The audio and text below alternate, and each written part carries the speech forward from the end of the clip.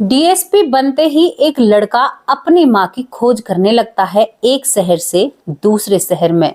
यहाँ पर वो खोज कर रहा था कि मेरा पिता आखिर में कौन है, लोग मुझे नाजायज क्यों कहते हैं, मैंने ऐसा क्या कर दिया। और दोस्तों, वो अपने मन में कई सवालों के तूफान लेकर केवल अपनी माँ को देखना चाहता था और उन लोगों को भी ढूंढ रहा था जिन लोगों की वजह से वो बीते बहुत सालों से अपनी माँ से दूर है। आज तक उसने अपनी माँ का चेहरा तक भी नहीं देखा है। दोस्तों, ये कहानी भले ही 1985 में हुई थी, लेकिन जब आज भी इस कहानी का जिक्र होता है तो बहुत सारे लोग सवाल जवाब खड़े हो जाते हैं। क्या हमारा प्रशासन कभी इतना कमजोर भी रहा होगा कि जब ऐसी घटनाएं घटित हो जाती हैं? तो चलिए बिना देरी करते हुए आप लोगों को कहानी की तरफ ले चलते हैं। कहानी आज की बहुत ज्यादा दिलचस्प होने वाली है, क्योंकि बहुत सारी बातें ऐसी हैं इस कहानी में जो मैं आपके सामने क्या ही कहूँ। तो कहानी की शुरुआत होती है एक गांव से। गांव में एक रसीली नाम की लड़की रहती है। हालांकि लोग उसे प्यार में रसीली कहते हैं, लेकिन उस लड़की का नाम रामवती होता है। दोस्तों, रामवती बला की तरह खूबसूरत है। उसे कोई रसीली कहा करता, कोई रामवती कहा करता। और रामवती के जो पिता हैं वो हर बैल चलाया करते, खेतों में जिम्मेदारी किया करते और बहुत अच्छे से इनका वक्त निकल रहा था। रसीली बहुत नटखट थी, सभी लोगों से शरारत किया करती। अब उस गांव का जो सरपंच होता है वो बड़ा ही दबंग होता है और उस सरपंच का एक बेटा होता है। दोस्तों, उस सरपंच का बेटा कुछ ज्यादा अय्याश किस्म का लड़का होता है। सरपंच के बेटे का नाम रंजीत होता है। और दोस्तों, रंजीत एक ऐसा लड़का था कि जिस लड़की को वो पसंद कर लिया करता वो लड़की उसी की हो जाया करती और उस लड़की के साथ बदतमीजी करने लगता है। अब रंजीत की नजर यहाँ पर रसीली पर पड़ती है और रसीली को देखकर रंजीत पसंद कर लेता है। और रंजीत अब अपने पिता से कहता है कि पिताजी, जो गांव में फलाने जिम्मेदार की बेटी है, मुझे वो लड़की बहुत ज्यादा पसंद है और मैं उसी के साथ शादी करना चाहता हूँ। लेकिन दोस्तों, जो रसीली होती है उसे बिल्कुल भी यहाँ पर रंजीत पसंद नहीं आता है और वो साफ शब्दों में रंजीत से कह देती है, क्योंकि जब रसीली अपने पिता का खाना देने के लिए खेतों पर जाया करती तो रास्ते में उसे रंजीत मिल जाता है और रंजीत यहाँ पर उससे कई तरह की गलत बातें करता है। तो रसीली उसे एक थप्पड़ जड़ देती है और कहती है कि तुम होते कौन हो मुझसे ये बातें करने वाले। तो यहाँ पर रंजीत को बहुत जोर से गुस्सा आ जाता है और रंजीत अब यहाँ पर रसीली से शादी करने की जिद करने लगता है। जब ये बात होती है, उसने अपने पिता से भी कह दिया था कि शादी करूंगा तो रसीली से करूंगा। अब रसीली को भी एक हट हो जाता है जो रामवती होती है कि भाई मैं शादी नहीं करूंगी रंजीत से, चाहे इधर का उधर हो जाए। यहाँ पर सरपंच एक बार रिश्ता लेकर उस रसीली के घर पर भी आता है और वहां पर रसीली के पिता से रिश्ते के बारे में बात करता है। लेकिन दोस्तों, पहले ऐसा नहीं हुआ करता। गांव में एक ही गांव में बेटी को नहीं ब्याह करता, बेटी के लिए दूसरे गांव में रिश्ता देखा जाता। लेकिन यहाँ पर गांव से गांव में ही रिश्ता होने की बात चलती है।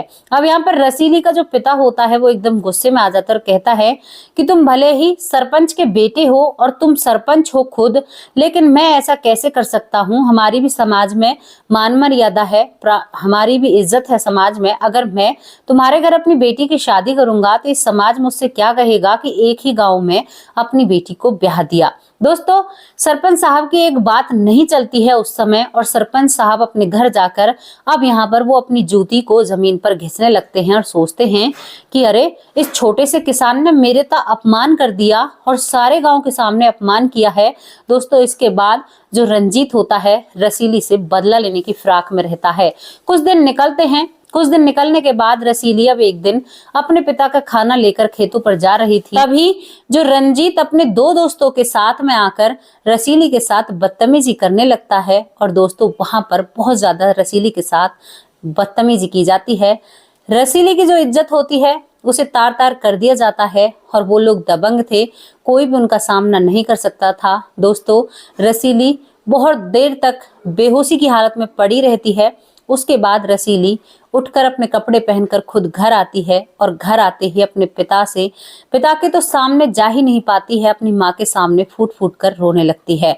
जब माँ के सामने फूट फूट कर रोती है, सारी बातें माँ को बताई जाती हैं, तो दोस्तों, माँ की पैरों तले जमीन खिसक जाती है, क्योंकि कच्चा मकान था और उस वक्त कानून को इतना कोई इंसान जानता नहीं होता है। 1985 की बात होती है।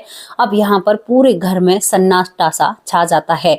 शाम के बाद रसीली का जो पिता होता है वो घर आता है और वो कहता है कि अरे आज बेटी खाना लेकर नहीं आई, पूरे दिन भूखा रहा हूं, ऐसा क्या हो गया। लेकिन दोस्तों, जब रसीली के पिता को पता चलता है कि आज उसकी बेटी के साथ ऐसा सब कुछ हो गया है तो उसके पैरों तले भी जमीन खिसक जाती है। यहाँ पर वो जाए तो जाए किसके पास, रसीली का पिता, क्योंकि सरपंच ने ही उसकी बेटी के साथ इतना गलत किया है। अब दोस्तों, रसीली का पिता कानून का भी दरवाजा खटखटाता है, लेकिन उस वक्त जो कानून के वासिंदा होते हैं वही मदद करने से मना कर देते हैं, क्योंकि भाई सरपंच के खिलाफ वो लोग भी कुछ एक्शन नहीं लेते। दोस्तों, आप लोगों की जानकारी के लिए एक बात बता दूं, जो उस वक्त का वक्त था, उस वक्त जो गांव के सरपंच हुआ करते उनका बहुत ज्यादा रुतबा हुआ करता। पूरे गांव के लोग उनकी बातें माना करते और सरपंच के खिलाफ कोई भी खड़ा होने की हिम्मत नहीं रखा करता। अगर उस जमाने के इंसान ये कहानी सुन रहे होंगे तो शायद कहीं ना कहीं उन लोगों को ये बातें पता होंगी। अब यहाँ पर दोस्तों, रसीली के पिता की कोई भी मदद नहीं हो पाती है। दोस्तों, ये बात पूरे गांव को पता थी, लेकिन कोई भी सरपंच के खिलाफ नहीं जाना चाहता है। कई लोग तो ये बात कह दे कि ऐसा तो होना ही था, जब सरपंच शादी का रिश्ता लेकर आया था तो इसने भी शादी नहीं की। अब दोस्तों, यहाँ पर दूसरा बवाल तब मचने वाला था जब जो रसीली होती है वो पेट से हो जाती है। 2-3 महीने बाद पता चलता है कि रसीली पेट से है।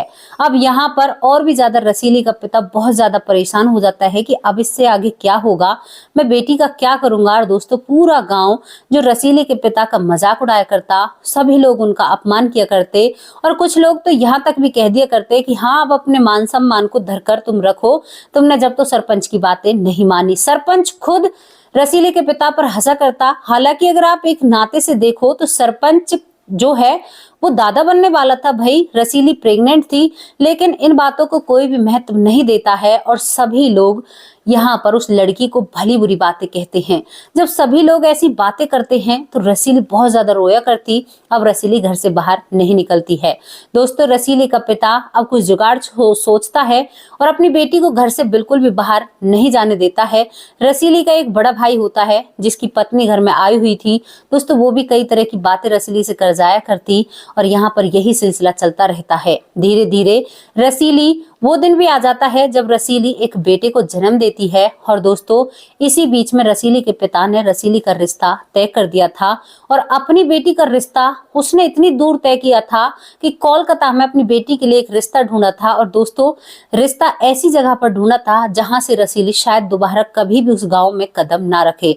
रसीली का भी इतना मन भर गया था रामवती का उस गाँव से कि उसने सोच लिया था कि एक बार इस गाँव से चली जाऊंगी तो दोबारा इस गाँव में पीछे मुड़कर नहीं देखूंगी।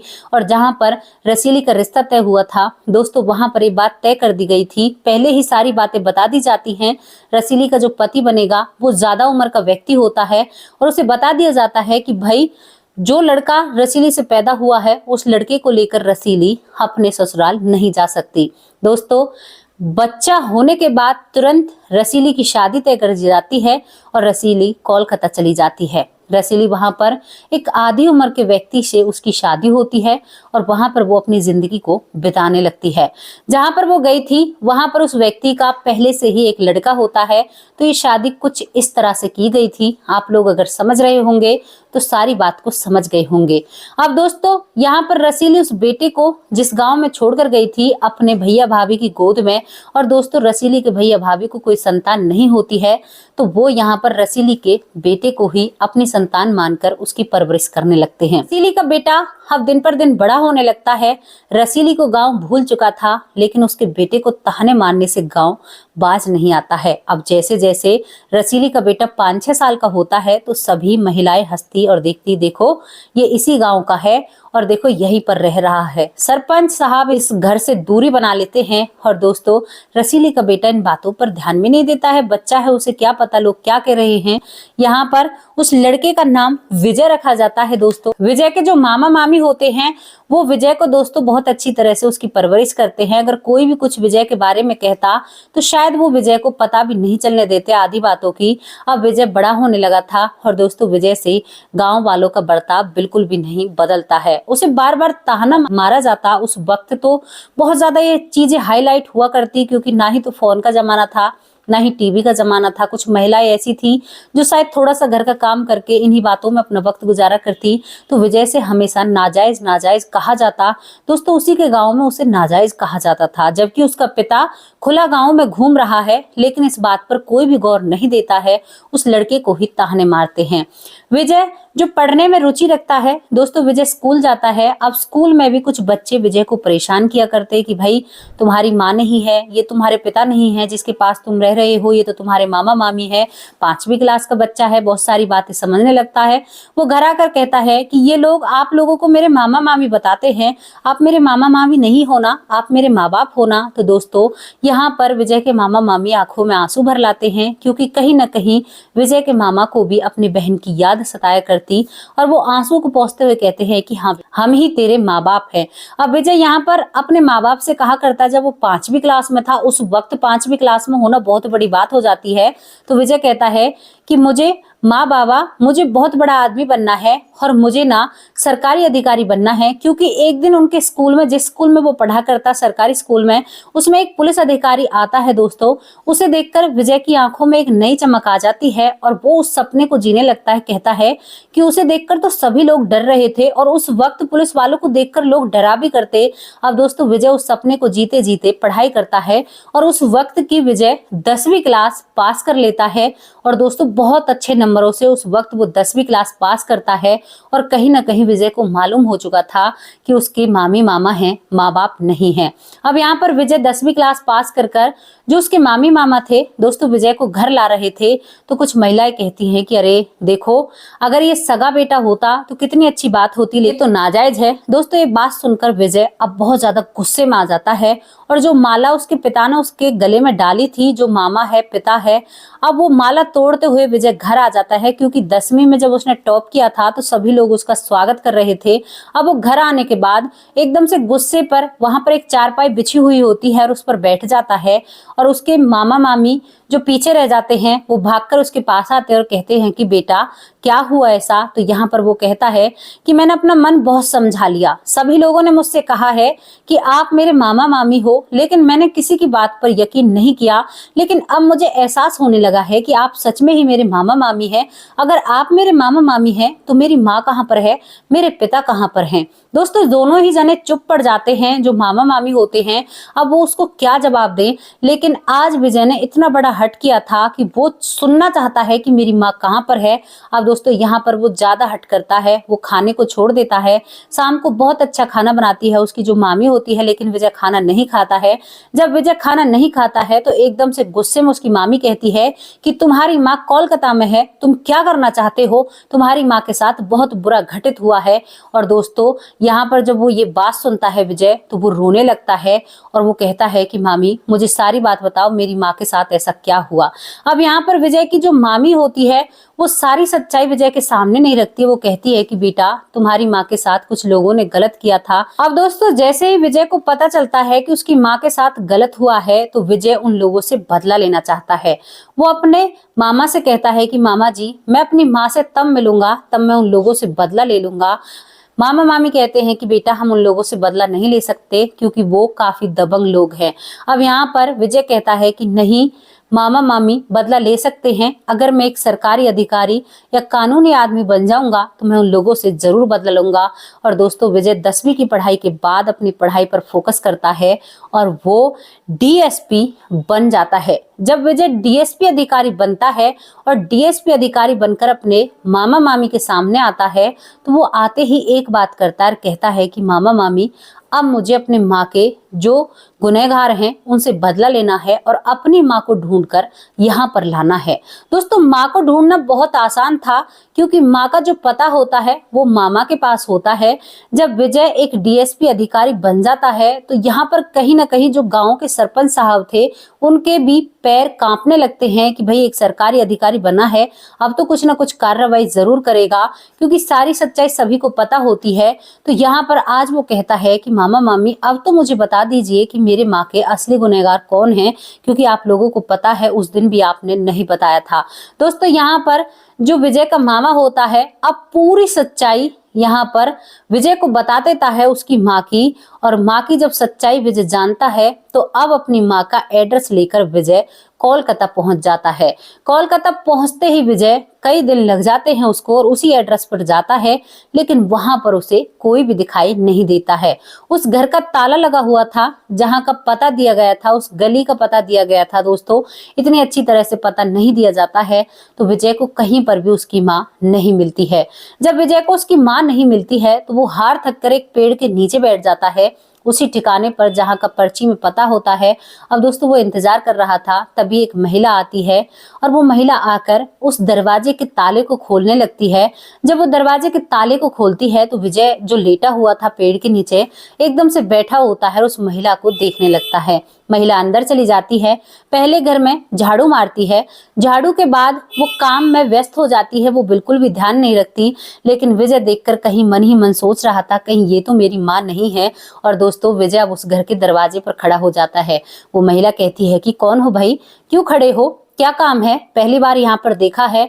और वो बहुत कड़क होती है। तो दोस्तों यहाँ पर वो कहता है कि क्या आप मेरी माँ हो, जो रसीली हो, जिसे रामवती भी कहते हैं। तो दोस्तों वो महिला हैरान तरीके से विजय की तरफ देखने लगती है और कहती है कि तुम कौन हो। तो वो कहता है कि पहचानो मैं कौन हूँ। तो वो कहती है कि नहीं पहचान में आ रहे, तुम हो कौन हो। तो वो कहता है कि माँ मैं वही बेटा हूँ जिसे तू लावारिसों की तरह छोड़कर आ गई और आज तक तुमने मेरी शकल को भी नहीं देखा है। रामवती की आंखें भर आती हैं और वो चौखट से अंदर चली जाती है। पीछे पीछे विजय चला जाता है। विजय जाकर उसके सामने जाकर बैठ जाता है और विजय के जो सवाल थे वही उनके जवाब तो उसे चाहिए थे। यहाँ पर विजय कहता है कि माँ अगर तुम अपने प्रति कोई लड़ाई लड़ती या अपने आप को साबित करने के लिए कुछ करती तो शायद मुझे बहुत खुशी होती, लेकिन तू तो एक चोरों की तरह ऐसे यहाँ पर सिमट कर रह गई और हमेशा लोगों से तुमने गालियां खाई हैं, अपने ऊपर तुम्हारे साथ गलत भी हुआ और तुमने बुरा भला भी सुना। ऐसा कहाँ का न्याय है माँ, मैं तुम्हें न्याय दिलाकर रहूंगा, अब तुम्हें मेरे साथ उसी गांव में चलना होगा। दोस्तों यहाँ पर रसीली इन बातों को नहीं मानती है, कहती है कि नहीं मैं अपनी जिंदगी में आगे बढ़ चुकी हूँ, आज तुझ मुझे मिल गया है। दोस्तों रामवती बहुत अच्छे अच्छे खाने बनाती है, उसके लिए पानी लेकर आती है, उसे दूध पिलाती है, उसे गले लगाती है, कहती है कि बेटा तुझे देखकर मैं धन्य हो गई, अब मेरी आंखों को चैन आ गया। वो दिन कौन सा था जब मैंने तुम्हें याद नहीं किया, मैंने तुम्हें पैदा करते ही छोड़ दिया, मेरी कुछ मजबूरियां थी, माँ बाप की बातें नहीं मानती तो जमाना क्या कहता। दोस्तों इसके बाद विजय अब वहां पर खाना पीना खाता है। खाना पीना खाने के बाद अब विजय सोने का टाइम आ जाता है। दोस्तों तभी वो विजय का सौतेला भाई घर में आता है और विजय को देखकर हैरान हो जाता है। वो देखते ही पहचान लेता और कहता है कि माँ ये वही बेटा है ना जिसका तू अक्सर जिक्र किया करती। तो वो कहती हाँ बेटा ये वही बेटा है। दोनों भाई गले मिलते हैं। गले मिलने के बाद जो विजय का सौतेला बेटा होता है वो अपने कपड़े विजय को देता है। दोस्तों दोनों भाई एक साथ सोते हैं, तीनों जने पूरी रात बात करते हैं। और जो सौतेले बेटे का पिता था, जो विजय का सौतेला बाप था, दोस्तों वो किसी बीमारी के चलते इस दुनिया से चला गया था। विजय की माँ रसीली ही अकेले उस लड़के की परवरिश की थी, उसे बड़ा किया था। अब यहाँ पर विजय सारी बातें उस सौतेले भाई को बताता है तो वो भाई भी कहता है कि माँ हम तुम्हें इंसाफ दिलाए बिना नहीं रहेंगे ठीक से। और दोस्तों दोनों भाई अपनी माँ रसीली को लेकर उस गांव में आ जाते हैं। जब वो तीनों जने गांव में आते हैं तो सरपंच साहब हंसने लगते और कहते हैं कि देख अपने बेटों के साथ वापस लौटकर आई है। और जो रमेश होता है वो देखते ही कहता है कि अरे रसीली तू तो आज भी बहुत खूबसूरत है और बहुत जवान है। दोस्तों जो विजय डीएसपी बना उसने अब कानूनी तरीके से अपने उस दुश्मन से बदला लेने की कोशिश की और उसने सरपंच साहब के खिलाफ एक केस दर्ज किया। केस दर्ज तो हो जाता है लेकिन वहां पर भी सरपंच साहब की ज्यादा चलती है, लेकिन डीएसपी साहब अपने तरीके से हैंडल करते हैं। और सपोर्ट के लिए सौतेला भाई था जो अपनी माँ से बहुत प्यार किया करता।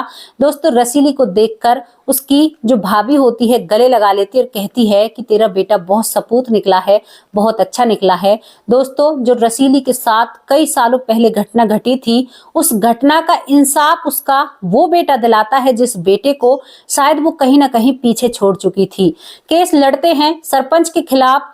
कई महीने लग जाते हैं, लेकिन यहाँ पर रसीली और रसीली के दोनों बेटे सरपंच साहब के खिलाफ केस जीत जाते हैं और उन सभी मुजरिमों को सलाखों के पीछे ये परिवार पहुंचाने में कामयाब हो जाता है। दोस्तों, जब ये बातें पूरे समाज के सामने आती हैं तो पूरा गांव रसीली से माफी मांगता है और गांव के जो लोग होते हैं वो कहते हैं कि बेटी, हमें माफ कर दे, तू इस गांव की बेटी थी, हमने तेरे साथ सही नहीं किया, हमने तेरे साथ बहुत गलत किया है, क्योंकि हमने तेरी मजबूरी को और तेरे दुख को नहीं समझा। हमें पता था सरपंच बहुत गलत है, लेकिन अगर सरपंच के खिलाफ जाते हैं तो वो अलग तरीके से कार्रवाई करते। दोस्तों, उस वक्त बहुत दबंग तरीके से सरपंच साहब जिया करते। अब सरपंच का जो बेटा रमेश था और सरपंच था और जो दो अन्य लोग होते हैं वो सभी सलाखों के पीछे होते हैं दोस्तों। और यहाँ पर जो सरपंच की रुतबा था वो एक पल में मिट्टी में मिल जाता है और ये परिवार बहुत हंसी खुशी रहने लगता है। दोस्तों, जो विजय होता है अपनी ड्यूटी को कोलकाता करा लेता है और वहीं पर अपने सौतेले भाई और माँ के साथ वहीं पर चला जाता है। अपने मामा मामी को भी साथ ले जाता है, क्योंकि भाई उन्होंने उसको पाल पोस कर बड़ा किया है, और वहां पर जाकर अपने पैसों से एक घर बनाता है और पूरे परिवार की रखवाली करता है और अपनी माँ को वो सुख देता है जिस सुख की उसकी माँ अधिकारी थी। दोस्तों, यहाँ पर रसी जमाने में बड़ी खूबसूरत लगा करती उस उम्र में भी, और ये परिवार हंसी खुशी रहने लगता है। पूरे गांव को एक सरपंच के कहर से मुक्त करा देते हैं डीएसपी साहब। अपनी माँ के साथ हुए अन्याय को भी यहाँ पर सही कर देते हैं, उन लोगों को सलाखों के पीछे पहुंचा देते हैं। तो दोस्तों, अगर अच्छाई हम करने पर आए ना तो शायद बाधा तो बहुत आती है, लेकिन हमें कोई रोक नहीं सकता। ये कहानी प्रेरणा देती है उन लोगों की जो लोग दुख सहते हैं, जुर्म सहते हैं, वो भी इतने ही अधिकारी हो जाते हैं जुर्म सहते हुए जितना जुर्म करने वाला होता है। तो कैसी लगी आप लोगों को स्टोरी जो 1985 में शुरू हुई थी और वहां पर एक बेटे ने इस कहानी को बहुत अच्छा अंजाम दिया और खत्म अपने तरीके से किया। तो कल फिर हाजिर होंगे किसी सच्ची और अच्छी स्टोरी के साथ। तब तक के लिए नमस्कार, जय हिंद, जय भारत।